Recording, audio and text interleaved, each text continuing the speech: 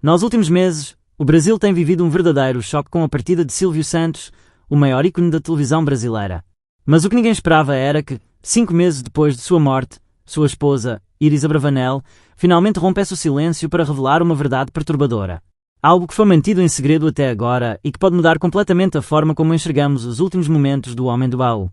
O que realmente aconteceu nos dias finais de Silvio?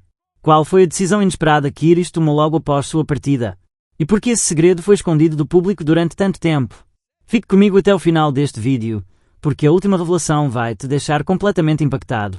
Mas antes, já se inscreva no canal e ative o sininho, porque aqui a gente sempre traz os detalhes que ninguém te conta sobre as maiores figuras da TV e do entretenimento. E o seu like é fundamental para que o YouTube entenda que esse conteúdo é relevante e entregue para mais pessoas. Além disso, se você puder apoiar ainda mais o canal, deixe um super thanks, que nos ajuda a continuar trazendo informações exclusivas e investindo em conteúdo de qualidade para vocês. E se não puder contribuir financeiramente, não tem problema. Basta deixar um comentário dizendo o que mais te surpreendeu nesse caso misterioso. Silvio Santos nasceu como Cenoura Bravanel no dia 12 de dezembro de 1930, na Lapa, um bairro tradicional do Rio de Janeiro. Sua infância foi marcada por simplicidade, valores familiares sólidos e uma forte influência da cultura judaica herdada de seus pais, imigrantes que vieram para o Brasil em busca de melhores oportunidades. Seu pai, Alberto Abravanel, era um imigrante grego de origem sefardita, enquanto sua mãe, Rebeca Abravanel, nascera no Império Otomano, hoje Turquia. A família era humilde e, como tantos outros imigrantes que desembarcavam no Brasil naquela época, precisou se adaptar a uma nova realidade, longe das raízes e tradições que haviam deixado para trás. Desde muito pequeno, Cenoura aprendeu que a vida não oferecia nada de graça. Seus pais, apesar das dificuldades financeiras, sempre fizeram questão de ensinar valores como honestidade, trabalho duro e perseverança. Crescer em um lar onde os recursos eram limitados fez com que ele desenvolvesse uma mentalidade empreendedora desde cedo. Diferente de muitas crianças que tinham uma infância despreocupada, Cenoura sempre soube que, para conseguir algo, precisava se esforçar. Sua educação inicial aconteceu em escolas públicas do Rio de Janeiro, onde, apesar de ser um aluno inteligente e perspicaz, não se destacou tanto nos estudos formais. O que realmente chamava a atenção em Cenoura era sua facilidade para se comunicar e seu carisma natural, que desde cedo já se manifestavam nas pequenas interações do dia a dia. Por volta dos 14 anos, ele começou a perceber que poderia usar sua habilidade de comunicação para ganhar dinheiro. Inspirado por outros meninos que trabalhavam nas ruas, decidiu vender produtos como capas para títulos de eleitor e outros itens pequenos, sempre buscando aprimorar sua abordagem com os clientes. Seu jeito de falar, sua simpatia e sua persuasão o tornaram um vendedor diferenciado. Enquanto muitos camelos simplesmente ofereciam seus produtos, Cenoura criava uma verdadeira performance para convencer as pessoas a comprarem com ele. Ele sabia que o segredo estava não apenas no que vendia, mas em como vendia. Sua família, como toda a família judaica tradicional, valorizava muito a educação e queria que ele seguisse uma carreira mais estável, algo que garantisse um futuro seguro. Seus pais gostariam que ele estudasse, se formasse e tivesse um emprego fixo. Mas Cenoura tinha outros planos. Desde cedo, ele percebia que seu caminho seria diferente. Ele não queria apenas trabalhar para sobreviver, queria prosperar, queria fazer algo grande. E essa ambição começou a se manifestar cada vez mais forte dentro dele. Seu talento para o comércio se intensificou quando ele percebeu que o ambiente das ruas lhe dava um aprendizado muito mais valioso do que a escola. Enquanto estudava de dia, à noite saía para vender produtos nas barcas que faziam a travessia entre Rio de Janeiro e Niterói. Nessa época, ele já entendia que a chave do sucesso estava na forma como falava e no impacto que causava nas pessoas. Ele criava slogans improvisados, chamava a atenção com sua voz forte e cativava os clientes com um jeito único de se comunicar. O resultado: vendia mais do que os outros camelos e sempre conseguia um bom dinheiro ao final do dia. Seu talento como vendedor era inegável, e ele começou a chamar a atenção até mesmo dos fiscais da prefeitura, que viam nele um jovem habilidoso, mas que ainda era um camelô não regularizado. Certo dia, um fiscal que admirava sua desenvoltura lhe deu um conselho que mudaria o rumo de sua vida. Sugeriu que ele tentasse o rádio, pois sua voz era forte, marcante e poderia fazer sucesso nos microfones. A ideia ficou martelando na cabeça de Cenoura. Até então, ele nunca havia pensado em trabalhar na comunicação, mas aquela observação do fiscal plantou uma semente que logo começaria a germinar. Determinando a buscar novas oportunidades, ele decidiu participar de um concurso para locutor da Rádio Guanabara, que naquela época era uma das principais emissoras do Rio de Janeiro. Quando chegou para fazer o teste, notou que havia outros candidatos, todos mais experientes e com vozes igualmente boas. Mas Cenoura tinha algo diferente, um jeito cativante e espontâneo que conquistava as pessoas logo de cara. Durante o teste, usou toda a sua desenvoltura para impressionar os avaliadores. O resultado: foi aprovado. Aquele momento foi crucial, pois marcou sua entrada no mundo da comunicação, um universo no qual ele se tornaria uma das figuras mais icónicas da história brasileira. Mesmo tendo conseguido a vaga na rádio, Cenoura ainda precisava complementar sua renda e continuava vendendo produtos nas ruas. Essa fase da sua vida foi essencial para moldar sua mentalidade empreendedora. Ele aprendeu a lidar com pessoas de diferentes perfis, a entender o que motivava os clientes a comprarem e, principalmente, desenvolveu um olhar estratégico para os negócios. O jovem camelô que havia começado vendendo capas para títulos de eleitor agora tinha um objetivo maior. Queria construir um futuro sólido, algo que fosse além da simples sobrevivência. Foi com essa mentalidade que, ao longo dos anos, ele começou a explorar novas possibilidades. Esse talento logo foi notado por um fiscal da prefeitura que ficou impressionado com a sua habilidade de comunicação e sugeriu que ele tentasse uma carreira no rádio.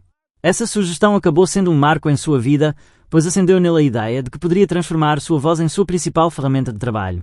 Determinando a seguir essa nova oportunidade, Silvio Santos decidiu participar de um concurso para locutor na Rádio Guanabara. Sem experiência profissional, mas com um talento nato para falar e encantar, ele conseguiu se destacar entre os concorrentes e garantir uma vaga. Esse foi o primeiro grande passo de sua carreira no mundo da comunicação. O rádio, na época, era um dos principais meios de entretenimento e informação no Brasil, e Silvio rapidamente percebeu que estava no caminho certo. Seu tom de voz era envolvente, e ele sabia como criar uma conexão com os ouvintes, fazendo com que se sentissem próximos dele. Trabalhar no rádio foi uma experiência transformadora para Silvio Santos. Ele aprendeu a importância da dicção, da entonação e da capacidade de contar histórias de maneira envolvente. Além disso, teve a oportunidade de observar grandes locutores e absorver tudo o que podia para aperfeiçoar sua técnica. Durante esse período, também começou a perceber que poderia usar suas habilidades não apenas para entreter, mas também para vender. Isso o levou a buscar outras oportunidades onde pudesse unir sua paixão pela comunicação com seu talento para os negócios.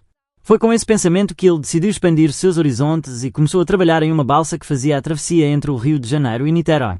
Lá, ele instalou um sistema de som e passou a animar os passageiros durante a viagem, fazendo anúncios e contando histórias. Ele transformou a travessia, que antes era apenas um deslocamento monótono, em um verdadeiro espetáculo de entretenimento. Essa experiência foi crucial para sua formação, pois o ajudou a desenvolver seu estilo de apresentação espontâneo e envolvente, que mais tarde se tornaria sua marca registrada na televisão. Com sua popularidade crescente, Silvio Santos chamou a atenção de empresários e produtores de rádio e televisão. Foi assim que ele conseguiu sua primeira grande oportunidade na TV paulista, onde começou a apresentar programas de auditório. A transição do rádio para a televisão foi um desafio, mas Silvio se adaptou rapidamente. Ele entendeu que a TV exigia mais do que apenas uma boa voz. Era preciso ter presença de palco, saber interagir com o público e manter a atenção dos telespectadores. Com seu jeito carismático e natural, ele logo conquistou o público e se tornou um dos apresentadores mais populares da época. Ao longo dos anos, Silvio foi aprimorando sua forma de se comunicar e desenvolvendo novos formatos de programas. Ele percebeu que as pessoas gostavam de participar dos programas e que a interação com o público era um dos segredos do sucesso na televisão. Foi então que ele começou a criar quadros onde os telespectadores e participantes do auditório tinham a chance de ganhar prémios e interagir diretamente com ele. Essa fórmula se mostrou extremamente eficaz e se tornou uma das bases de sua carreira como apresentador. Além de sua habilidade como comunicador, Silvio Santos também demonstrou uma visão de negócios impressionante. Ele percebeu que podia criar sua própria empresa e controlar sua carreira de forma independente. Assim, fundou o Grupo Silvio Santos, que incluía empresas de diferentes segmentos, como o Baú da Felicidade, que funcionava como um sistema de carnês onde os clientes compravam mensalmente e, ao final, podiam trocar por produtos ou participar de sorteios. Esse modelo de negócios foi um grande sucesso e ajudou a financiar sua expansão na televisão. Nos anos 1970, já consolidado como apresentador e empresário, ele começou a investir em outros ramos da comunicação. Ele sabia que não bastava estar na televisão, era preciso ter o controle. Foi quando surgiu o projeto de criar sua própria emissora de TV. Mas entrar nesse mercado não era simples. Na época, as concessões eram controladas pelo governo e distribuídas a poucos grupos. Mas Silvio, com sua habilidade política e persuasão, conseguiu garantir um canal próprio. Foi assim que nasceu o Sistema Brasileiro de Televisão, o SBT, em 1981. O SBT foi uma revolução. Enquanto a Rede Globo dominava a audiência com produções de alto orçamento e uma programação padronizada, Silvio Santos apostou na espontaneidade, na simplicidade e na proximidade com o público. Seu canal não tinha o mesmo poder financeiro da Globo, mas tinha algo único, o carisma de seu dono. Diferente dos outros empresários da comunicação, que ficavam nos bastidores, Silvio estava na linha de frente, conversando com o público, ouvindo seus desejos e criando programas que se conectavam diretamente com o gosto popular. A grade de programação do SBT foi montada para agradar a família brasileira. Programas de auditório, sorteios, gincanas, novelas mexicanas, séries estrangeiras e programas infantis se tornaram a identidade da emissora. Silvio percebeu que as crianças eram um público fundamental para a televisão e investiu fortemente nesse segmento. Foi assim que surgiram programas como Bozo, Show Maravilha e, claro, a icônica Turma do Chaves, que se tornou um dos maiores sucessos da TV brasileira e permanece popular até hoje. Outro grande trunfo do SBT foi a aposta nos reality shows e concursos. Silvio sempre soube que o brasileiro gostava de se ver na TV e de torcer por participantes em competições. Programas como Show de Calouros, Qual é a Música e Topa Tudo por Dinheiro se tornaram clássicos e marcaram gerações. Ele também inovou ao trazer formatos internacionais, como o Casa dos Artistas, que foi um fenómeno de audiência e um dos primeiros reality shows de confinamento do Brasil. Mas o SBT não viveu apenas de sucessos. A emissora enfrentou crises, perdeu contratos importantes e, por várias vezes, viu sua audiência ameaçada. No entanto, a resiliência de Silvio sempre foi um fator determinante para sua sobrevivência. Ele soube reinventar sua programação, apostar em novos talentos e se adaptar às mudanças do mercado. Diferente de outros empresários da comunicação, que delegavam decisões estratégicas a terceiros, Silvio sempre esteve no comando de tudo. Ele participava ativamente das reuniões, revisava contratos e, muitas vezes, tomava decisões de última hora para mudar a programação conforme sua intuição mandava. Nos anos 1990 e 2000, o SBT passou por momentos delicados, especialmente com a ascensão da Record e da Band, que começaram a disputar a audiência com mais agressividade. Mas Silvio nunca perdeu seu otimismo. Ele continuou apostando em novas ideias, trouxe de volta formatos antigos e manteve sua presença forte nos domingos, que sempre foram seu território. O programa Silvio Santos permaneceu firme, mesmo com todas as mudanças na TV ao longo das décadas. Outro aspecto fascinante da ascensão de Silvio foi sua relação direta com o público. Ele nunca precisou de assessores para criar sua imagem. Sua autenticidade sempre foi seu maior trunfo. Diferente de outros empresários, que evitavam contato com as pessoas, Silvio fazia questão de estar nas ruas, conversar com fãs e manter sua figura acessível. Ele criou bordões que entraram para a cultura popular, como o famoso Quem Quer Dinheiro e seu característico "Oh. Essas expressões reforçaram sua identidade e fizeram com que ele se tornasse mais do que um apresentador, ele virou um ícone nacional. Mas o império de Silvio não se limitou ao SBT. Ele diversificou seus negócios, investindo em bancos, seguradoras, empresas de cosméticos e até mesmo em um resort. O grupo Silvio Santos se tornou um dos maiores conglomerados empresariais do Brasil, mas a televisão sempre foi sua verdadeira paixão. Mesmo quando passou por dificuldades financeiras, como no caso do rombo do Banco Pan-Americano, ele soube administrar a crise e preservar seu principal patrimônio, sua credibilidade junto ao público. Silvio Santos sempre manteve uma vida pessoal relativamente reservada, especialmente se comparado à sua trajetória midiática repleta de holofotes. No entanto, por trás do sorriso característico e do carisma que conquistou gerações, ele viveu momentos de grandes alegrias e desafios em sua vida familiar. Desde seus relacionamentos até a criação de suas filhas, a trajetória pessoal de Silvio é marcada por amor, dedicação e algumas adversidades que moldaram ainda mais sua figura como pai e marido.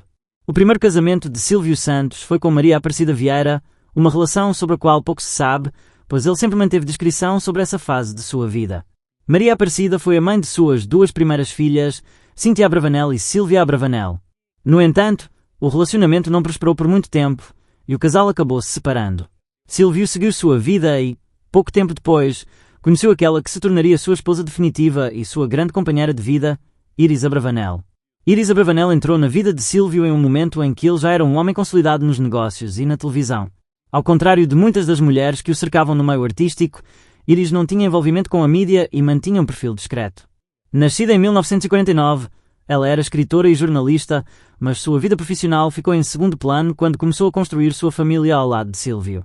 O casal se casou em 1978 e permaneceu junto desde então, compartilhando uma parceria sólida que resistiu a desafios e pressões externas. Ao longo dos anos, Silvio e Iris tiveram 4 filhas, Daniela, Patrícia, Renata e Rebeca Abravanel. Assim, com 6 herdeiras no total, a vida do comunicador sempre foi cercada por figuras femininas que tiveram um papel essencial na construção de seu império e na continuidade de seu legado. O casamento de Silvio e Iris é um dos mais duradouros do meio artístico e empresarial brasileiro. Embora o apresentador sempre tenha demonstrado seu espírito brincalhão e descontraído, Iris trouxe para a relação um equilíbrio essencial. Reservada e de fala mansa, ela soube administrar os desafios de ser esposa de um dos homens mais populares do Brasil, mantendo-se sempre nos bastidores até que, anos depois, encontraria sua própria voz no mundo dos negócios e da dramaturgia. Iris se tornou uma peça-chave na administração do império de Silvio Santos e foi responsável por modernizar algumas áreas do grupo Silvio Santos. Além disso, descobriu um talento especial para a escrita de novelas e passou a atuar diretamente na teledramaturgia do SBT, ajudando a emissora a competir com as grandes produções das concorrentes. Mesmo com essa atuação profissional, sua principal prioridade sempre foi sua família, garantindo que as filhas tivessem uma educação sólida e crescessem com os valores que o casal acreditava serem fundamentais. Silvio Santos sempre foi um pai carinhoso e, apesar de sua agenda lotada, tentava ao máximo estar presente na vida das filhas. Como ele próprio sempre disse em entrevistas, nunca foi um homem de rigidez extrema, mas fazia questão de ensinar às meninas a importância do trabalho e da independência. Esse esforço foi refletido na vida adulta de suas filhas, que, cada uma a seu modo, encontraram seu próprio caminho profissional. A primogênita, Cíntia Abravanel, seguiu uma trajetória artística diferente do pai. Ela optou por trabalhar nos bastidores do teatro e da cultura, sem buscar os holofotes da televisão. Sempre discreta, Cíntia é reconhecida por seu envolvimento com a arte e tem uma vida mais afastada da exposição midiática. No entanto, foi mãe de Tiago Abravanel, um dos netos mais conhecidos de Silvio Santos, que também se aventurou no mundo do entretenimento, atuando como cantor, ator e apresentador. Silvia Abravanel, segunda filha do apresentador, tem uma história de vida marcada por desafios. Ela foi adotada por Silvio e Iris quando ainda era bebê e, ao longo dos anos, enfrentou dificuldades, especialmente relacionadas a problemas de saúde na infância. No entanto, sempre demonstrou resiliência e, quando adulta, encontrou seu espaço dentro do SBT, onde passou a apresentar programas infantis e a atuar nos bastidores da emissora. Sua relação com o pai sempre foi pautada pelo respeito e pelo carinho, e ela se tornou uma das herdeiras que mais se envolveu diretamente com os negócios da família. Já Daniela Beruti, terceira filha de Silvio, assumiu um papel fundamental na administração do SBT.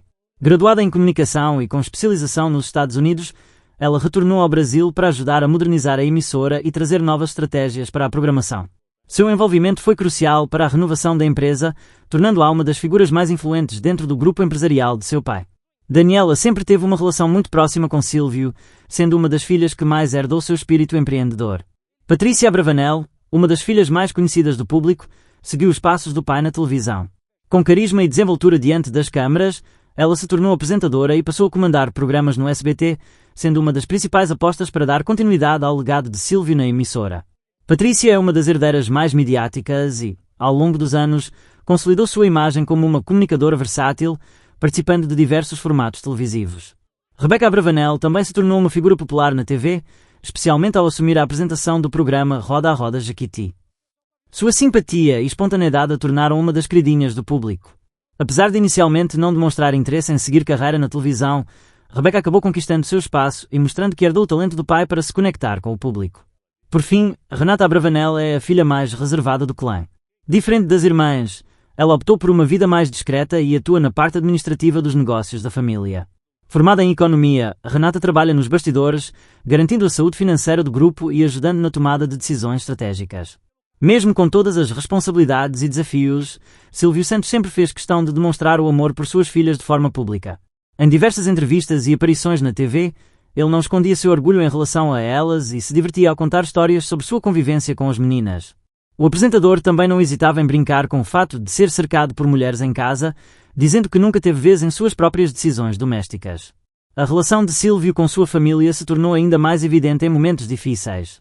O sequestro de Patrícia Abravanel, ocorrido em 2001, foi um dos episódios mais traumáticos da vida do apresentador. Durante dias, ele e sua família viveram momentos de tensão até que sua filha fosse libertada. Para piorar a situação, o sequestrador invadiu a casa de Silvio e o manteve refém, criando um dos momentos mais dramáticos da história recente do Brasil. Esse episódio reforçou ainda mais a união da família e a proteção em torno de suas filhas. Um dos episódios mais dramáticos de sua vida pessoal ocorreu em 2001, quando sua filha Patrícia Abravanel foi sequestrada por criminosos que exigiam um alto valor de resgate. O caso ganhou enorme repercussão na mídia brasileira e deixou o país inteiro apreensivo. Silvio, acostumado a comandar a televisão com seu carisma e sua presença inabalável, dessa vez estava no centro de um pesadelo real, um evento que colocou sua família em perigo e que testou sua força emocional como nunca antes. Na época, Patrícia Abravanel tinha 24 anos e era estudante de administração de empresas. Ela levava uma vida relativamente discreta, longe dos holofotes, apesar de ser filha de um dos homens mais famosos do Brasil. No dia do sequestro, Patrícia estava em sua rotina normal quando foi abordada por criminosos fortemente armados que a levaram para um cativeiro. O líder do bando, Fernando Dutra Pinto, era um jovem criminoso com um histórico de assaltos e sequestros. Ele e seus comparsas mantiveram a jovem em um local desconhecido enquanto entravam em contato com a família Abravanel para exigir o resgate milionário. O desespero tomou conta da casa de Silvio Santos. Apesar de ser um homem acostumado com a pressão da televisão e dos negócios, nada o preparou para um momento como aquele. Sua filha estava nas mãos de criminosos e ele precisava lidar com a angústia de não saber se ela voltaria para casa em segurança. A negociação foi conduzida com muita cautela e o valor do resgate inicialmente pedido pelos sequestradores era altíssimo. A polícia e a família entraram em ação para tentar resolver o caso sem que Patrícia corresse mais riscos. Durante o período em que esteve no cativeiro, Patrícia passou por momentos de terror. Embora os sequestradores tivessem ordens de não machucá-la, a incerteza sobre o que poderia acontecer a qualquer momento era angustiante. Ela foi mantida sob vigilância constante, sem contato com o mundo exterior, dependendo completamente da negociação que estava sendo conduzida pela família. Apesar do medo, a jovem tentou manter a calma e a esperança de que sairia viva daquela situação. Após 7 dias de negociações tensas, o resgate foi pago e Patrícia finalmente foi libertada, sem ferimentos físicos. No entanto, o caso estava longe de acabar. O desfecho do sequestro tomou um rumo inesperado quando o líder da quadrilha, Fernando Dutra Pinto, tomou uma atitude extrema. Fugindo da polícia, ele e um comparsa invadiram uma casa no Morumbi, bairro nobre de São Paulo, e fizeram uma nova família refém. A perseguição foi intensa e a polícia cercou o local por horas, tentando convencer os criminosos a se renderem. Depois de negociações, Fernando conseguiu escapar, mas foi capturado dias depois em um esconderijo. O que ninguém imaginava era que esse mesmo criminoso ainda traria um novo capítulo aterrorizante para a família Abravanel. Pouco tempo depois da captura de Fernando Dutra Pinto, em um ato de desespero e ousadia, ele conseguiu fugir da prisão e, em uma reviravolta inacreditável, invadiu a casa de Silvio Santos, mantendo o próprio apresentador refém. A notícia deixou o Brasil em choque. O homem que durante décadas foi um símbolo de alegria e diversão nos lares brasileiros estava agora sob a mira de um sequestrador dentro de sua própria casa. Por cerca de 7 horas, Silvio Santos foi mantido como refém pelo sequestrador. Diferente do sequestro de Patrícia, dessa vez o país inteiro acompanhou o desenrolar do caso ao vivo pela televisão. As câmaras de imprensa se aglomeravam em frente à mansão do apresentador, enquanto a polícia tentava negociar uma saída pacífica para a situação. O governo do estado de São Paulo entrou diretamente no caso e o então governador Geraldo Alckmin decidiu intervir pessoalmente para garantir a segurança do apresentador. Durante o tempo em que esteve sob o poder do criminoso, Silvio Santos manteve uma postura surpreendentemente calma. Ele conversou com o sequestrador e tentou convencê-lo a se entregar. Demonstrou um autocontrole impressionante, algo que poucos conseguiriam naquela situação. Ao final, após a negociação conduzida pelo governador, Fernando Dutra Pinto decidiu se render e Silvio saiu ileso do sequestro. Apesar do desfecho sem vítimas fatais na casa do apresentador, o caso deixou marcas profundas em sua vida e na de sua família. O impacto emocional foi imenso. Silvio, sempre tão forte e resiliente, passou por um momento de grande fragilidade. O trauma de ter sua filha sequestrada e depois enfrentar um criminoso armado dentro de sua própria casa abalou sua estrutura emocional. Nos meses seguintes, ele se afastou da televisão por um tempo, tentando processar tudo o que aconteceu. O destino de Fernando Dutra Pinto também tomou um rumo trágico. Após sua rendição, ele foi levado para a prisão, onde ficou sob custódia. No entanto, poucos meses depois, foi encontrado morto em sua cela.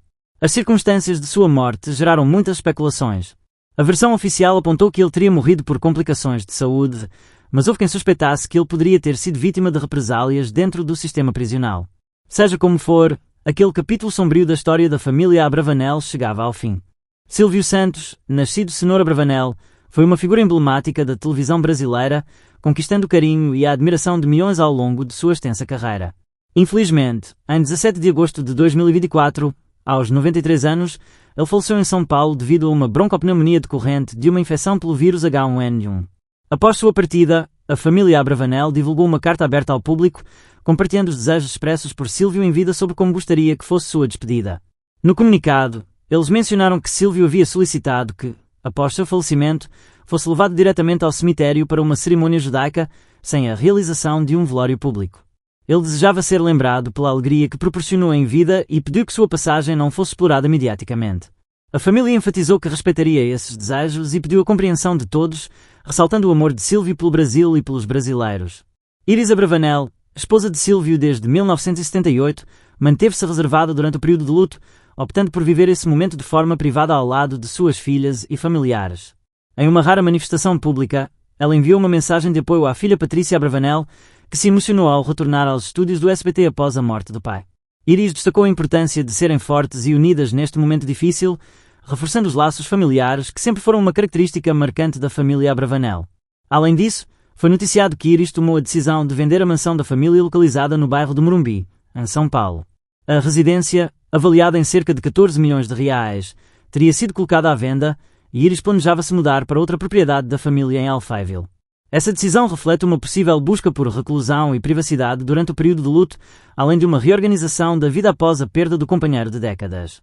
A morte de Silvio Santos gerou uma comoção nacional, com inúmeras homenagens de fãs, colegas de trabalho e figuras públicas. O presidente Luiz Inácio Lula da Silva decretou luto oficial de 3 dias em reconhecimento à contribuição inestimável de Silvio para a cultura e comunicação brasileiras. A família Abravanel, embora profundamente abalada pela perda, tem buscado honrar o legado de Silvio, mantendo vivos os valores e ensinamentos que ele deixou. Suas filhas, algumas já inseridas no mundo da televisão e dos negócios, continuam a trilhar caminhos que refletem a influência e o exemplo do pai. A união e o respeito aos desejos de Silvio demonstram um forte vínculo familiar e a admiração que todos nutriam por ele. Silvio Santos deixa um legado indelével na história da televisão brasileira, sendo lembrado não apenas por seu talento e carisma, mas também pelo amor e dedicação à sua família e ao público que o acompanhou ao longo de sua brilhante trajetória.